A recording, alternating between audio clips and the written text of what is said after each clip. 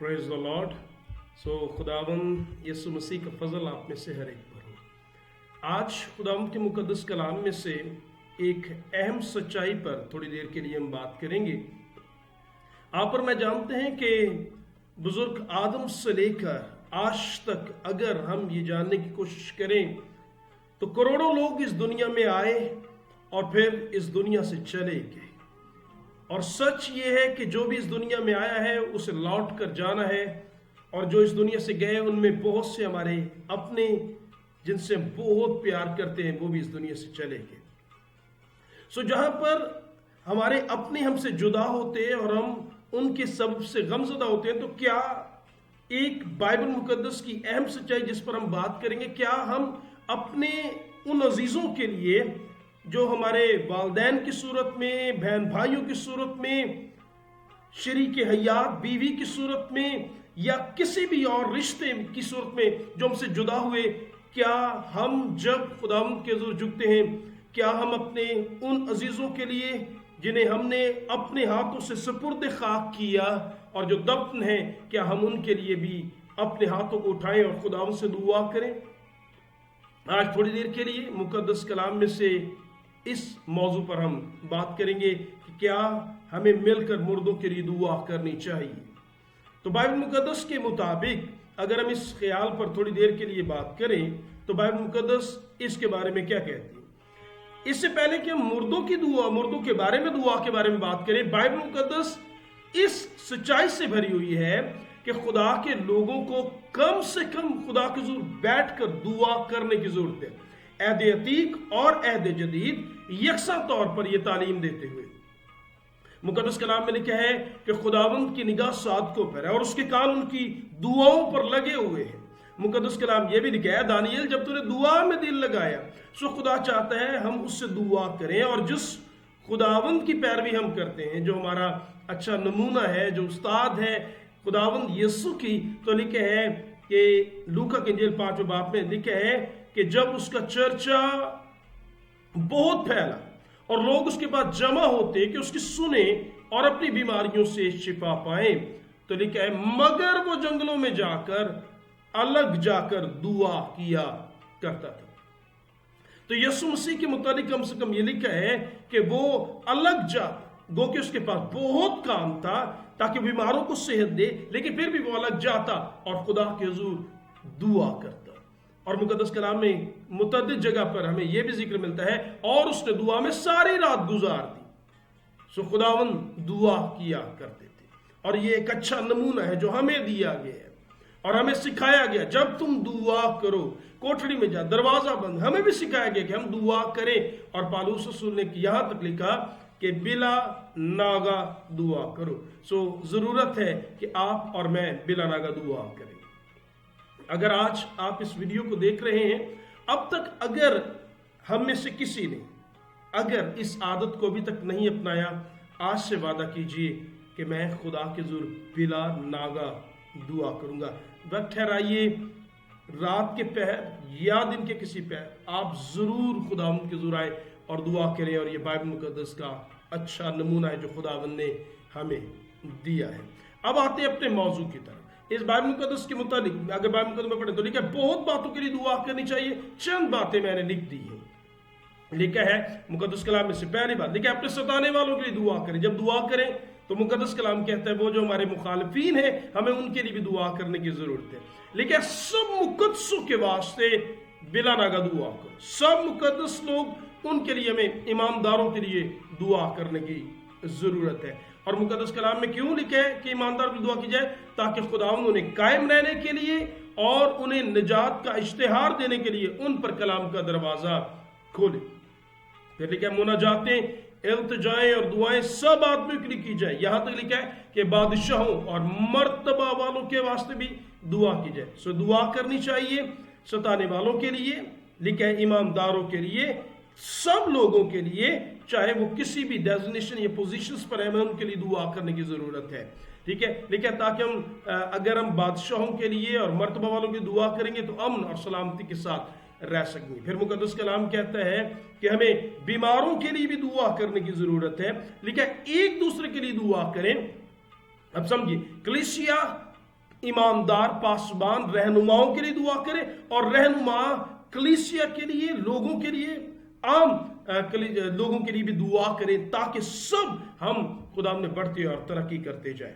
लेकिन बाइबल मुकद्दस में अगर हम ध्यान से पढ़ें तो मुकद्दस कलाम में पैदाइश की किताब से लेकर मुकाशवा की किताब तक, इन 66 कुतुब में मैं आपको दावत देना चाहूंगा, गौर से सुन लीजिएगा, पैदाइश की किताब से लेकर मुकाशवा की किताब तक, इन 66 कुतुब में आपको कोई एक रेफरेंस भी ऐसा नहीं मिलेगा जहां पर हमें ये हिदायत दी गई हो, ये तहरीर हो, जहां पर खुदा के रूह की तहरीक से किसी मुकद्दस शख्स ने दुआ की हो, या मुकद्दस शख्स ने दुआ करने के लिए कहा हो, या खुदा के पाक रूह ने किसी को इनकरेज किया हो कि हमें ऐसा करना चाहिए।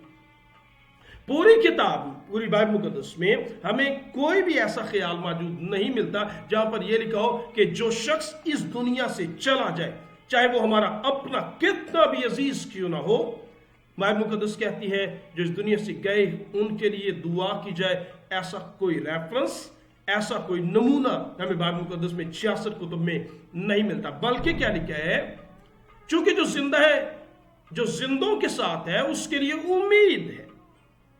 उम्मीद किसके लिए है? लिखा जो जिंदा है कि वो तौबा भी करे, वो अपनी जिंदगी में कुछ तब्दीली लेकर आए, वो पढ़े और तरक्की करे। लेकिन मुकद्दस कलाम कहता है जिंदा के लिए उम्मीद है, इसलिए जिंदा कुत्ता मुर्दा शेर से बेहतर। जिंदा जानवर कौन सा, किससे बेहतर है? समझिए बाइबल मुकद्दस क्या कह रही है। लेकिन क्योंकि जिंदा जानते कि मरेंगे, पर मुर्दे कुछ नहीं जानते, कुछ नहीं। जब इंसान मर जाता है तो फिर उसका इल्म, उसकी मोहब्बत, उसकी अदावत सब नेस्त हो जाती, और फिर दुनिया के साथ उसका कोई ताल्लुक बाकी नहीं रहता, और उसके लिए और कुछ अजर नहीं। गौर कीजिए, उसके लिए और कुछ अजर नहीं है। जो कुछ उसने किया वो उसके साथ है। इंसान मर जाता है और मरकर पड़ा रहता है, लिखा है फिर वो कहां रहा। इंसान मरता है लेकिन खाक से जा मिलेगी, और रूह खुदा के पास जिसने उसे दिया वापस लौट जाए।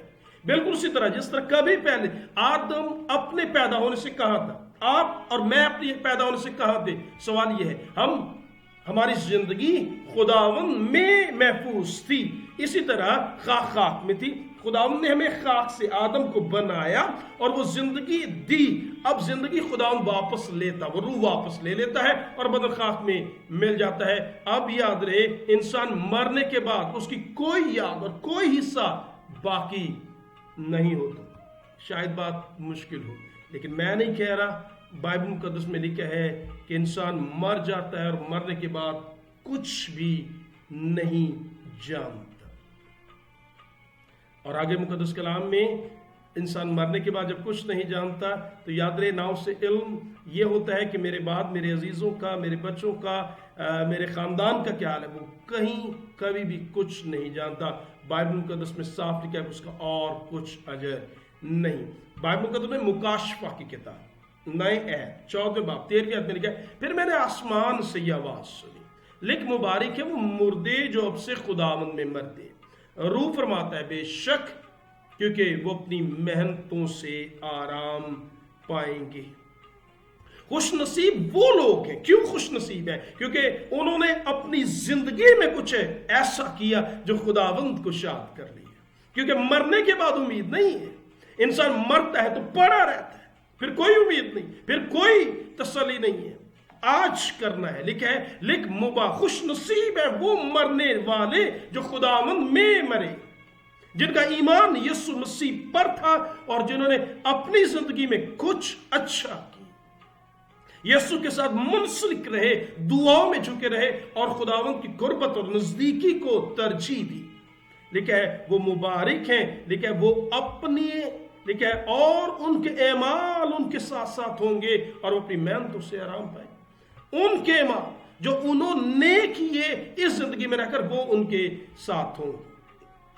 آپ اپنے عزیزوں سے بڑا بھی پیار کرتے ہو، اور اگر آپ یہ سمجھ رہے ہیں کہ میرے کیونکہ عزیز مجھ سے جدا ہو گئے، اب میں کیا کروں؟ میں ان کے لیے جو ہے وہ خدا کے حضور شکرانے، نذرانے، تحائف پیش کرنا شروع کروں، کیونکہ میرا وہ عزیز جو مجھ سے جدا ہو گیا، میرا والد، میری بہن، میں اس کے اکاؤنٹ میں کچھ جمع کرا دوں، کام میں کروں، فائدہ اس کا ہو، تو یہ بائبل مقدس کی تعلیم نہیں ہے۔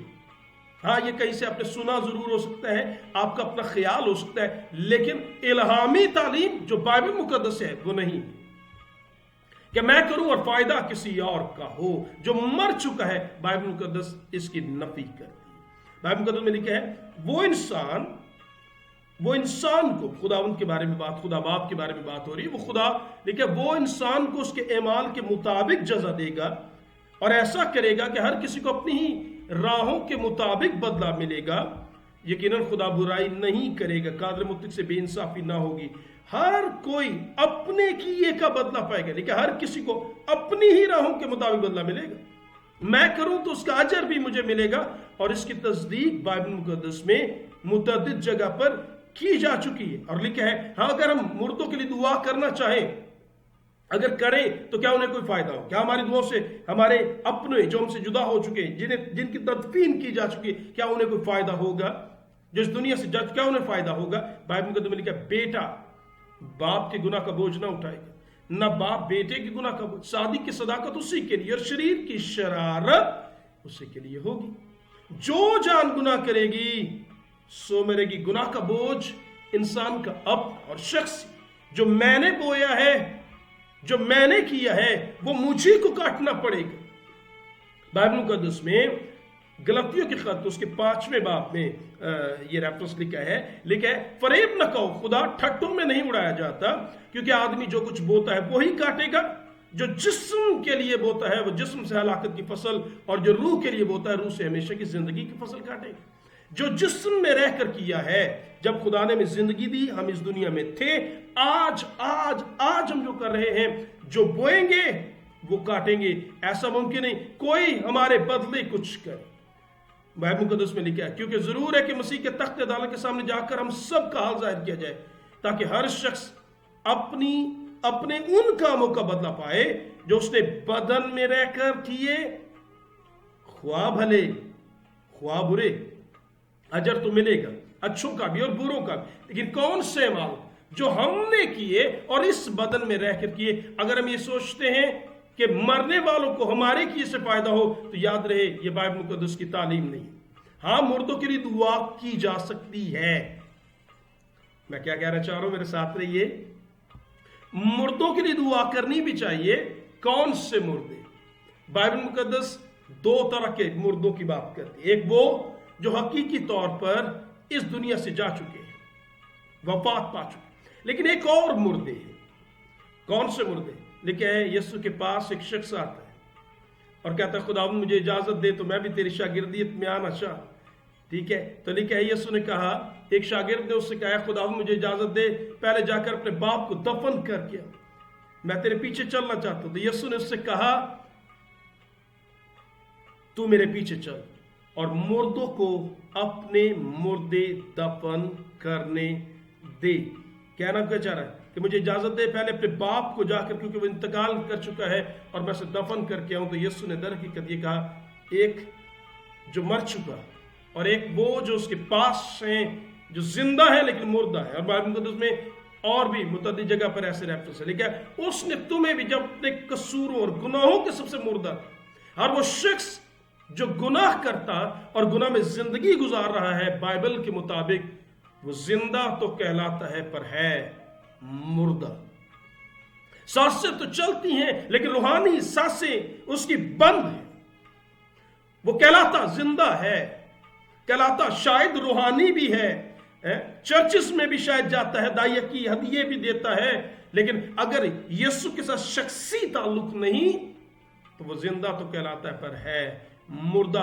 ایسے مردوں کے لیے بائبل مقدس میں لکھا دعا کرے۔ اس کا ایک نمونہ میں دینا چاہوں گا بائبل مقدس میں سے، عزرا کی کتاب اس کے 9ویں باب میں لکھا ہے، عزرا جب मादी फारस की हुकूमत में वापस जो है वो यरूशलेम को आया, क्योंकि लोग बाबल में असीर किए गए। और फिर जब वापस आए तो अजरा ने, जो कि हारून की नस्ल या काहिनों में से था, तो लिखा है माहिर फकी था, खुदा का तालिब था, खुदा की कलाम को फैलाना और तालीम देना चाहता था। लेकिन जब इसने आया तो उसने सुना कि लोग गैर अक़वाम से शादियां करके उनमें गलत मलत हो रहे, जो खुदा के आइन को फिर से पामाल कर रहे हैं। तो लिखा है वो उसने अपने कपड़ों को चाक किया और लिखा है खुदावंद की हैकल के सामने खुदा के घर में गया, घुटने टेक कर लिखा है खुदावंद से दुआ करने लगा।